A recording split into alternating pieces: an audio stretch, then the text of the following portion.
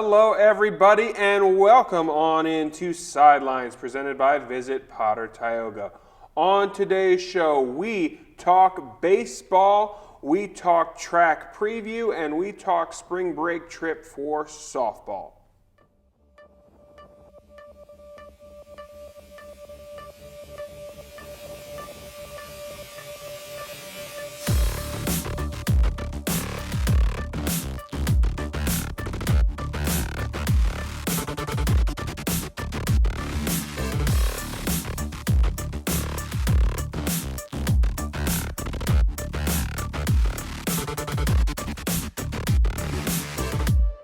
Welcome back to Sidelines. Let's talk baseball. As joining me at the desk, Brady Mangle, Shea Gustafson. Thank you both so much for stopping by. Thank you. So this week, an interesting past couple of days and home games at home away from home, so to speak, up at Corning. And I want to start right there. To be able to really not have to have a long travel, how much of a benefit is that for you guys? Well, I mean, you know, it sucks not being able to play at our home field and have our students watch, but it's a benefit for us. Like you said, we don't have to travel 3-4 hours on the road. We get to drive 30 minutes to Corning. It's kind of, like you said, it's basically our home away from home. Yeah, it's a big advantage, just being able to have a short drive instead of staying in a hotel. You know, those nights are difficult. They're fun, but they're difficult, and you don't want to do that every weekend. Yeah. So it's definitely a plus. I feel like, you know, Mansfield the past couple of years has always been stuck, you know, traveling. You know, we've kind of got the short end of the stick, so to say. So it's kind of a huge benefit for us. You know, it's kind of like the sides have turned a little bit now. So at that field, and because obviously it's an odd shape because it's a multi-use facility, what are some of the things that you've had to adjust for? Let's start with at the plate. What are some of the things, or is there something major you try to adjust with an oblong type field? I'd say at the plate, your approach is pretty much the same. Obviously, the right center gap is really big, so sitting on pitches and driving it the opposite way is key to success if you want to be able to get doubles, triples. There's a lot of triples, as you can see, just from that gap alone.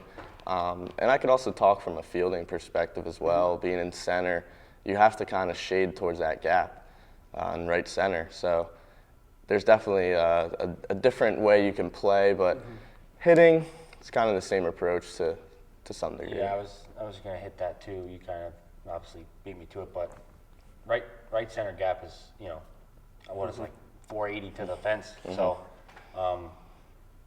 kind of going in, I kind of was like, all right, I got to try to sit back a little bit longer and try to poke the ball that way. But like you said, defense too, you know, we kind of had to shift a little bit, you know, so. So I want to go back to playing center field, and really, there's a lot of running, more probably than you're normally used to in a game with this field. Is that something that is an easy adjustment or more of a mental adjustment, or how do you kind of approach that? So for me, I mean, it wasn't that big of an adjustment. Just knowing where the field is, kind of going out there and seeing it before, getting your live reads in batting practice, that kind of stuff matters, so you can know how the field plays. And for me, it wasn't too bad because I know if a ball's over my head, I can run. I don't need to worry really about a fence for the most part.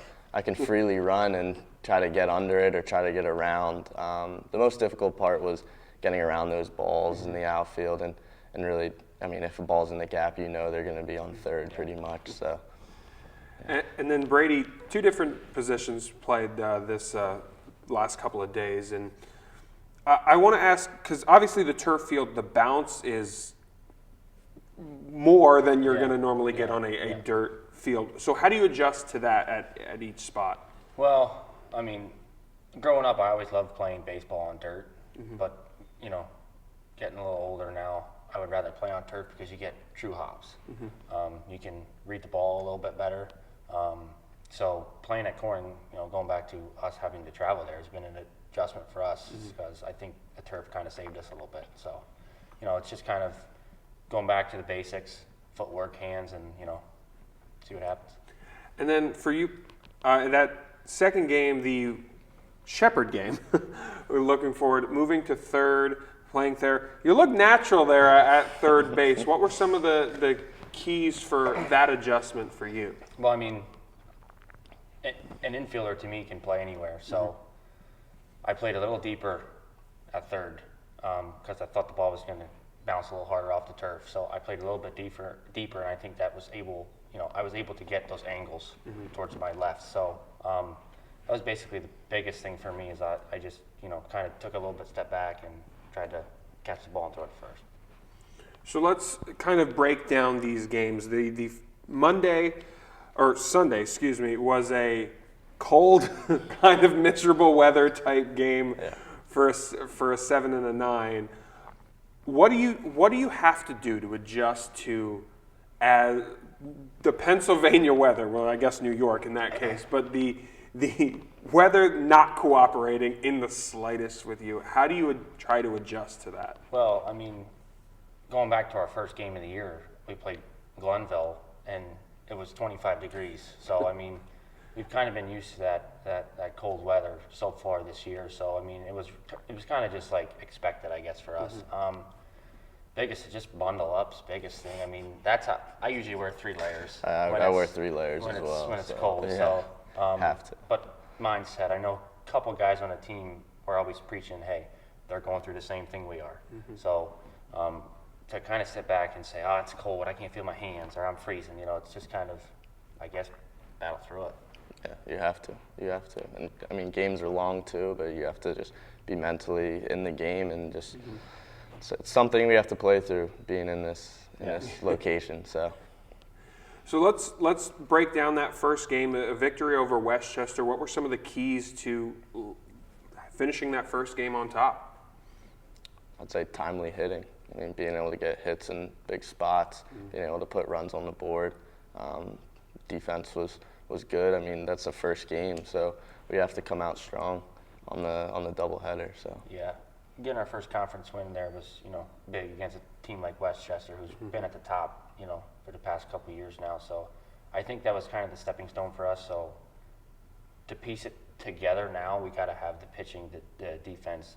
The hitting's going to come. So I mean, the biggest thing for us right now is if we can play solid defense and we can pitch, I think we'll be all right.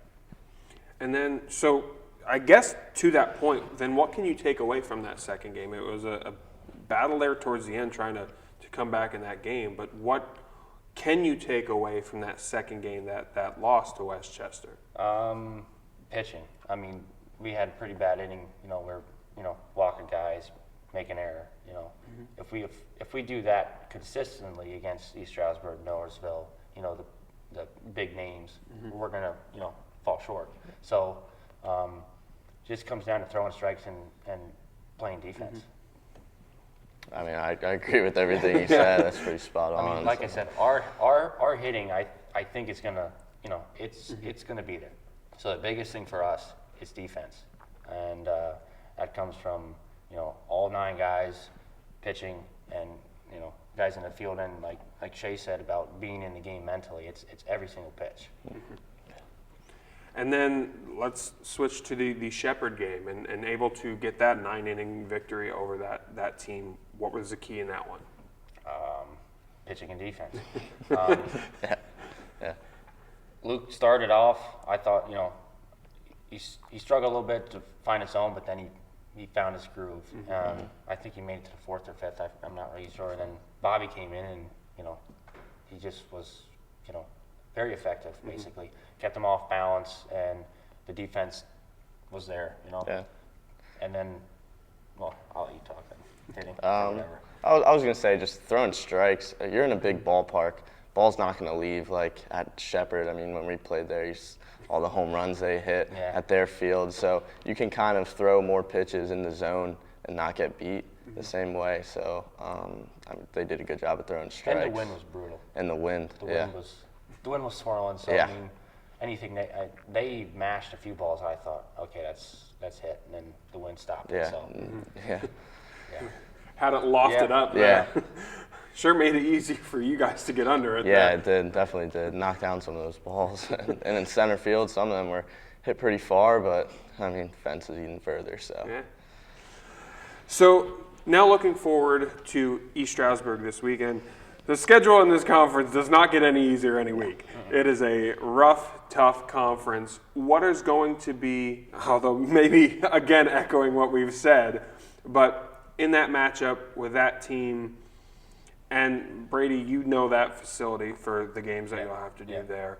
I don't know if you guys have had really the opportunity there, and hopefully we can get a home game too this weekend. But what can you expect from that team, and what can you expect from that facility for the game that you're on there? Well, ESU's, at the top right now.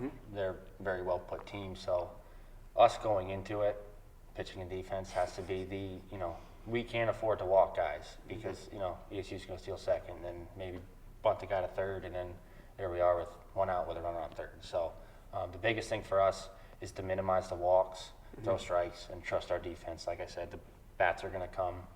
And I think it's a benefit for us playing on turf a little bit because ESU is turf. So that's going to give us, a little bit of a benefit, I'd say. I didn't like playing at their old field. It wasn't so good. But so their transition to turf is going to help us, I feel. But like I said, it would be good to play here at home and Mansfield. It would be nice. Yeah, so just we got a couple days of practice here to focus on them. So hopefully we can stick to it. Yeah, I agree. Said it well. So looking forward, obviously not looking past this week, but at the goals for this season, and you can talk either individually or also as the team. What is your goals either for the short-term future or for this season as we continue to go along? Right now, our task at hand is to kind of win every pitch, and then win every pitch kind of leads to win every inning.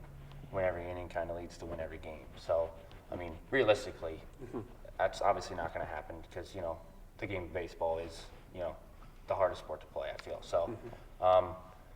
Going at it one pitch at a time, I think is going to help us stay mentally focused. Obviously, we haven't made the playoffs since I've been here, and guys know I've been here a long time, but we haven't made the playoffs in a very long time. So the goal for us as a squad is to step into that picture, get Mansfield kind of back on the map, but it's not just going to happen with a snap of the fingers. It's going to take an effort from everybody, coaches, players, and, take it one pitch at a time. 100%. You really have to focus in on every game because every game matters. Even just a 1 9-inning game, that game matters. You have to win that game to be able to put yourself in a position later on in the season. And we're early right now, but it flies by. So you have to win every game you can, and like you said, every pitch, every inning. So. Well, thank you both so much for taking the time and stopping by. Thanks, Drew. Thank you. And Sidelines continues after this. Do not go anywhere.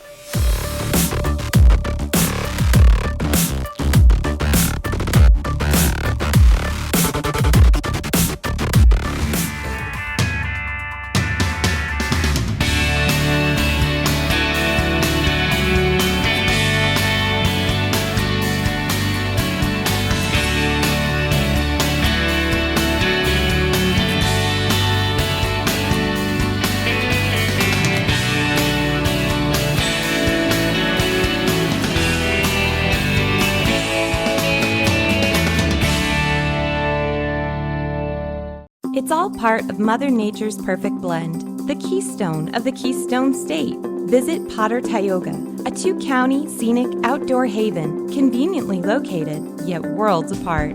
A place where you can kick back, unwind, and forget about the pressures of life. Disconnect and reconnect with your friends, family, or even yourself while surrounded by nature's beauty. So start planning your adventures today at visitpottertioga.com.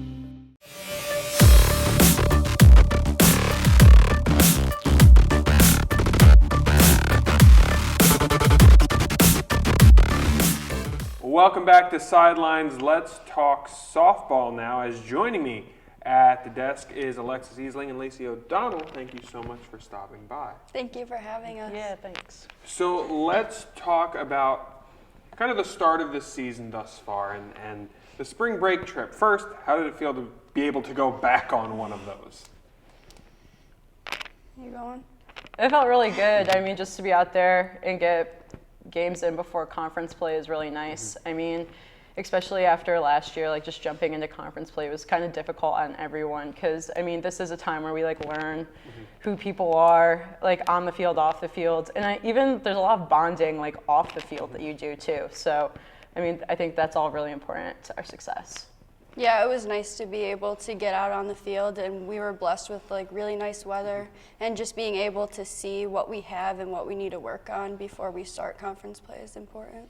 So you mentioned an interesting thing with that is it's the spring break week, so you don't have to focus on classes, and it can be a week to focus on softball.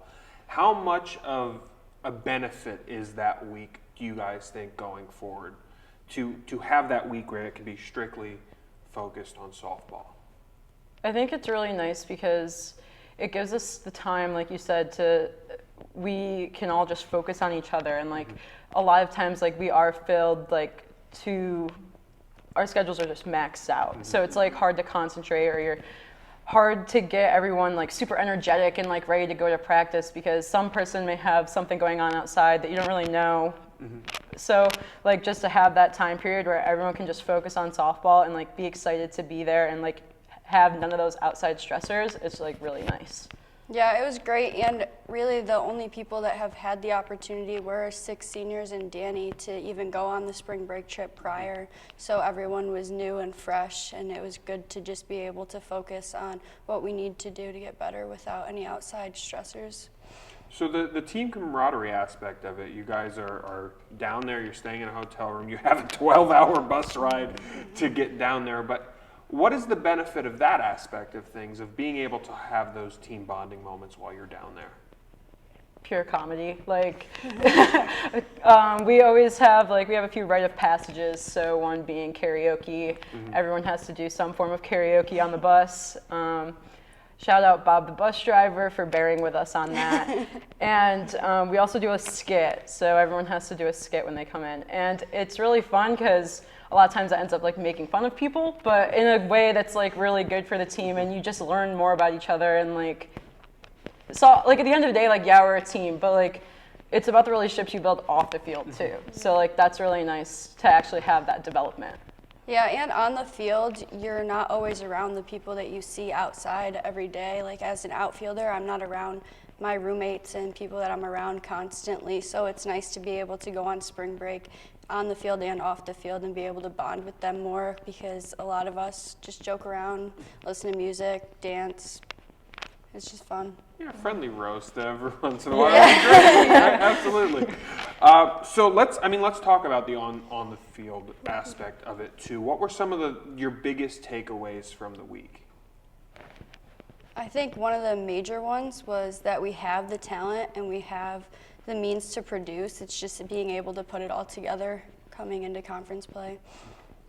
I would agree with that. I think it was really eye-opening to everyone. I think a lot of us kind of came in and we didn't really know what we had.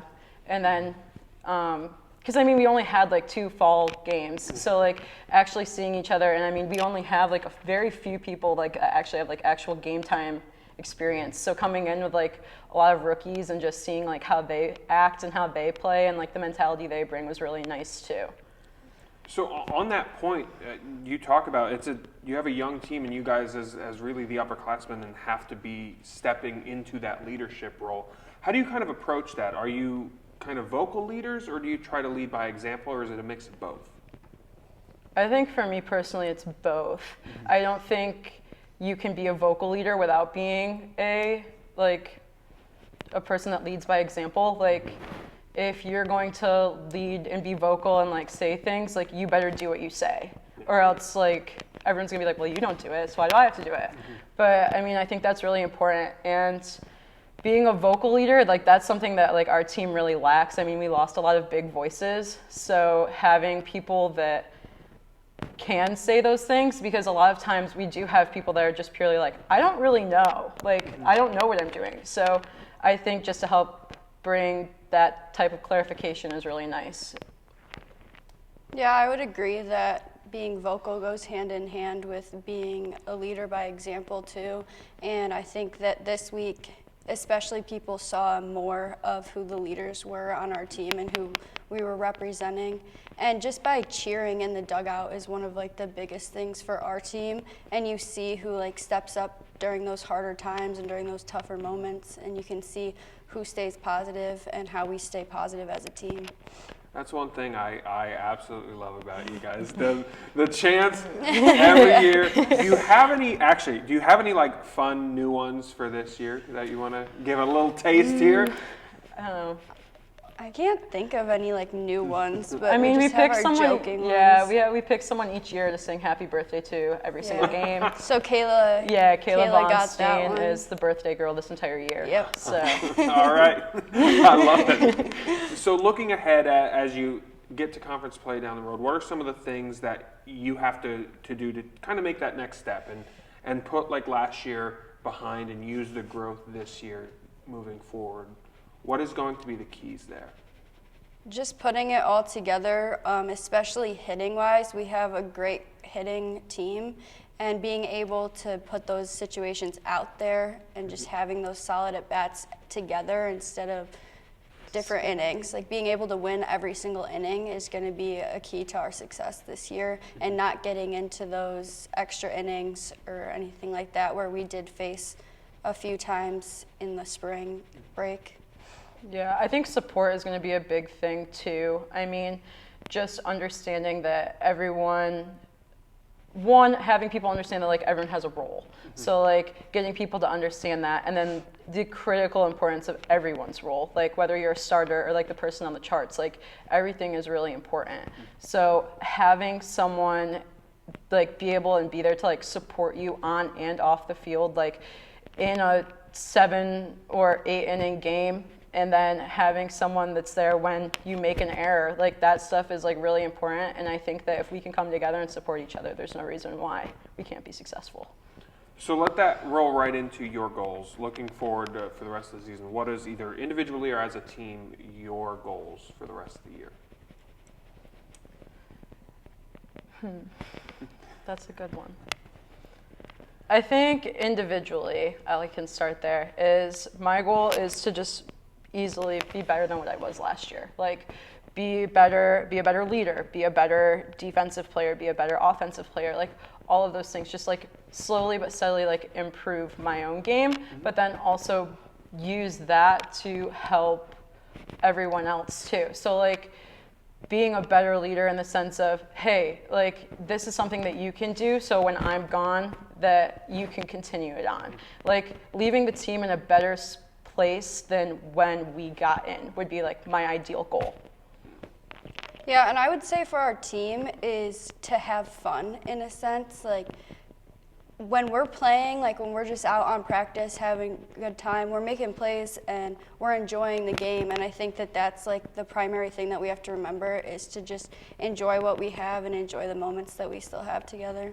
Yeah, at the end of the day, you get to have fun, play the game. Yeah, Absolutely. exactly. Well, thank you both so much for taking the time and stopping by today. Yeah, Thanks thank you for having us.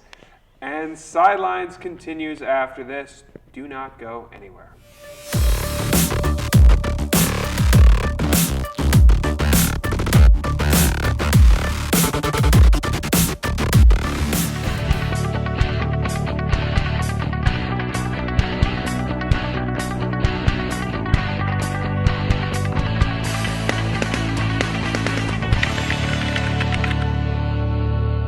Pride and passion drives the Pennsylvania State Athletic Conference. From 55 NCAA championship teams, 294 individual national champs, and counting. Who's next? Make the PSAC yours. PSAC Proud is winning in athletics and in the classroom. Over 3,100 PSAC student athletes are honored as scholar athletes. It's a perfect mix of athletics and academics.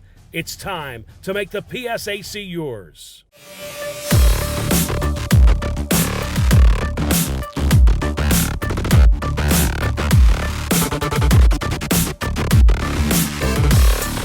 Welcome back to Sidelines. Let's talk track and field as we shift outdoors for the outdoor track and field season. And to talk about it, we have head coach Jamal Johnson. Coach, thanks for stopping by once again. Nice to see you. Nice to see your face for the first time here this year on the show. But let's talk about this season, the transition from the indoor to the outdoor season. What kind of, starting from a mentality perspective, do you have to put into the athletes? Well, I didn't have to put anything into them. They did it to themselves because, they put that mindset into themselves because they're hungry from this indoor season. There are a couple of disappointments this indoor season for sure. I think all across the board, distance, jumps, and sprints, I think is a little bit of disappointment. So they kind of have that mindset to where, let's get ready. We're able to train outside for the past few weeks, and we're not able to do that here. For most of the indoor season, we're not able to be outside. So now that we can see how the training is, because once we're inside for sprints and jumps, like we have stuff we can use, but it's different than being on the track. We really can't tell how fast someone is going for 150 meters, 200 meters. We just kind of have to guess. And now we're able to do those things outside on the track. So in the positives, though, to take from the indoor, a couple of people on record boards, and what can they take from that indoor performance? And especially with your young athletes, there's a lot of young athletes who had great performances throughout the season. How can you take that momentum and carry that forward? They do take that momentum going forward, but I think they know that it's different now. Outdoor isn't the same as indoor, so I don't think any of them have done a full indoor season and then gone into an outdoor season. So, it's cool that we got those accolades indoor season, but it's you got to kind of put that in the back of your head, put that in your pocket, and get ready for a completely different thing. Wider turns on the turns, longer distances on the straightaways. The wind for the runways and stuff is different. I would say the cold sometimes, or maybe the weather sometimes, but who knows? Some of the meets. You never know. You never know. But looking at some of the individuals here, and what are some of the goals that you have? Let's start individually with some of the athletes you have. Goals. We have some lofty goals for sure. Definitely qualifying for conferences, I think, is a goal for pretty much everybody on the team. To make it in some event, whether if it's a relay or individual, I think everyone at least wants to qualify for conferences or has the opportunity. And I want a national qualifier. I think one or two people or three could do that. And more all-conference performers. Like I said, I think we kind of ended the indoor season kind of short as far as all-conference performers. And I think we have an opportunity to do that this outdoor season. And so this first meet coming up at Susquehanna, what are your goals, or what are kind of your focuses? I should put it that way. What do you focus on these early outdoor meets? Because again, there is that transition period. Is it kind of get a feel, or are you looking for qualifying right away? I'm not looking for qualifying right away. It may happen, but I'm not looking for that at all. It is sort of get the feel because we have, we have 5 or 6 meets before the conference championship. So we can kind of take the first few ones where it's not, the best weather. We can kind of get our feet up under us. On the sprint side, we'll be running relays, 4x1 and 4x4. 4x1 would definitely take some time to get used to. We didn't run one at all last year. So it'd be my first 4x1s here as the head coach. And, like I said, it's going to take some time. A lot of people on the team didn't run one in high school, or if they did, the team wasn't really that good. So just getting a complete 4x1 team put together on the men and women's side is what we're looking for. And then on the distance side, they may not be running a 10K this weekend, but in the next couple of weeks, they will be running a 10K. So, just kind of being able to train up to that level and realizing that you're about to do a 6-mile race, you have to be, prepared for that, mentally and physically. Yeah, well, it's 40 some odd minutes on going around the track. That can be really tough on the 10K. At the championships, that's a fun race too. It's the nightcap of the first. Yes, it's a cool atmosphere that first night of the conference championship, and the team is there to cheer on the 10K athletes, and it's a good vibe. So then, as we continue to look through this season and look at some of the individuals and then put that together as a team, your team goal for this year, with this group of a really good mix of young and experience. More qualifiers than last outdoor season. Last outdoor we had 3 women total qualify. We had Riley in the pole vault, Tegan, who's no longer on the team, in the 100-meter dash, and then Anissa in the 1500. So we're looking to at least double that number. I think we can double the number for sure. At least double that number. And then on the men's side, we should be close to doubling that number as well. So more athletes qualify. Like I said, it's always hard to tell where we'll place as far as team-wise, just because it's hard to tell, and it's hard to determine, what team strengths were, being my first season last year in the pandemic season. Yeah. So more people qualify, and more people score it, but it's hard to say where we'll end up.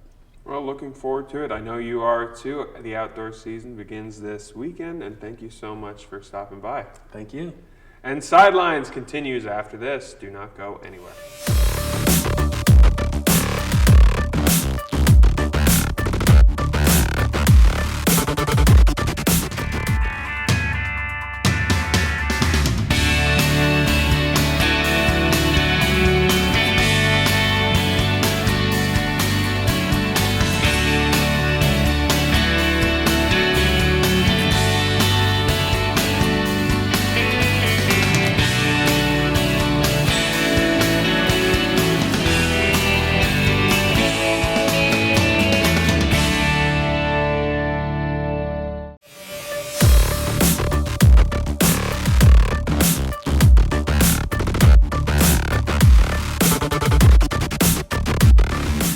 And that's going to do it for this show, folks. To stay up to date on all things Mansfield Athletics, head over to GoMounties.com. Thank you so much for watching, and we will see you next time.